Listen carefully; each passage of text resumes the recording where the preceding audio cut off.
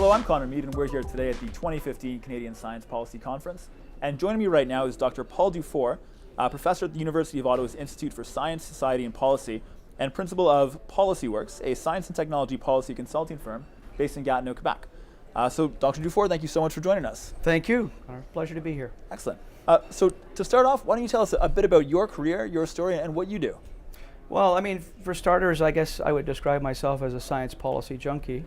So I've studied science policy in university. I got jobs in science policy for my whole career, so I've been very fortunate. Worked with various science ministers in the federal government, worked for a development agency, worked for various other agencies, think tanks. So I've had a lot of experience in science and policy and the interface between the two. And now I'm part-time teaching at the University of Ottawa's Institute for Science, Society and Policy, and trying to give back a bit of my experience to students. So I teach, science policy courses to fourth-year science students. So it's a lot of fun. I enjoy it. Yeah. Excellent.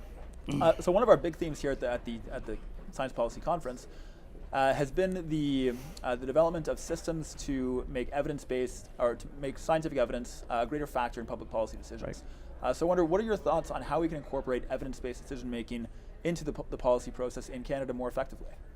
Well, I think there's been a lot of talk about that over the last several years.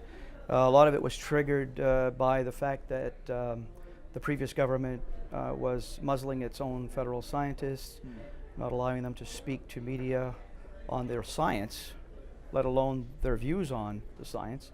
So it was very problematic for a lot of people. And I think we have an opportunity now under this new government, and they've made it clear that they feel that their decisions will be made based on facts, on evidence, and the information that they receive from the science community, but also, of course, politicians, decision makers rely on evidence from other sources as well. So it's not just the science that they're going to have to get the evidence from, they're going to have to get this also from other sources as well. But at least there's an attempt to try to open a welcome mat to the scientific community to be able to use their expertise and use it in public policy process, which I think is a helpful and healthy thing. Absolutely, yeah. So what are some steps and even actions that the current government can take to roll out that welcome mat and to create that more open attitude and environment for scientists? Well, I mean, for starters, the Liberal Party platform for the election made it very clear that they will value and respect scientists and science.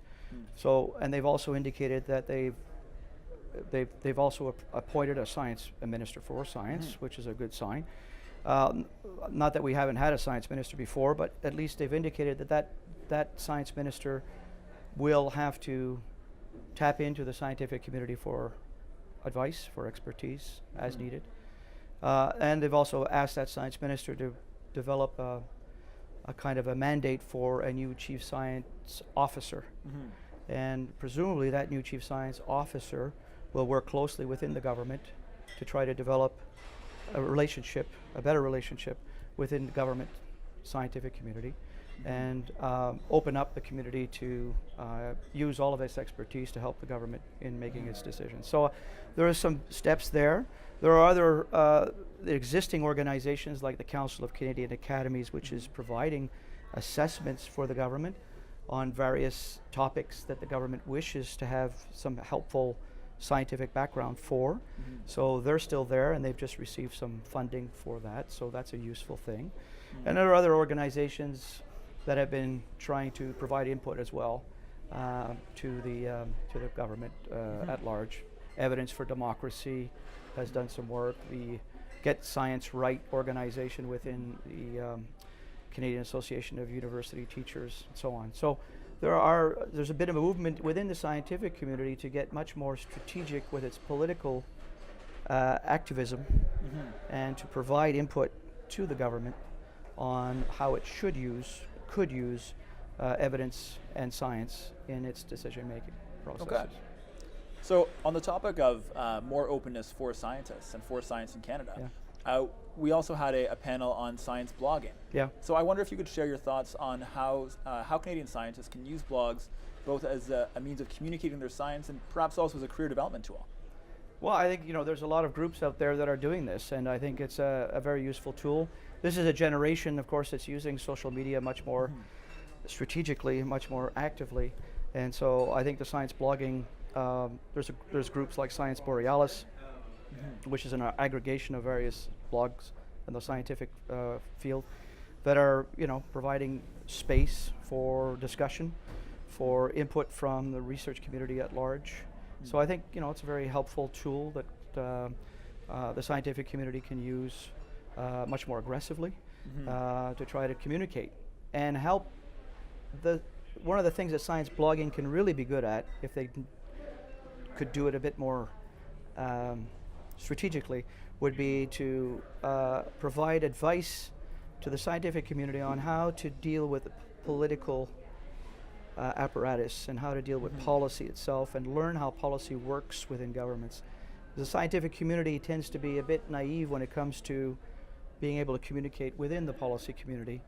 And then in reverse, the policy community doesn't understand how science works, so you have a bit of a two cultures tension sometimes. So it would be helpful to use social media, break down some of those barriers between the two cultures, between politicians, decision makers, and the scientific community.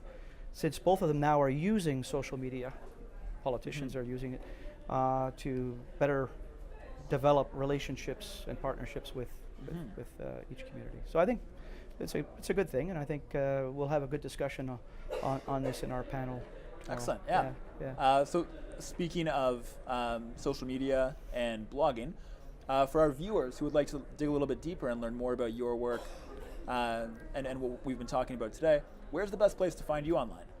Find me at PaulicyWorks.com. Yeah, so spelled with P-A-U-L.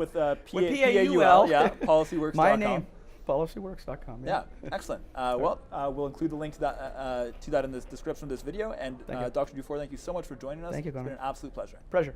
Thank you. Thank you.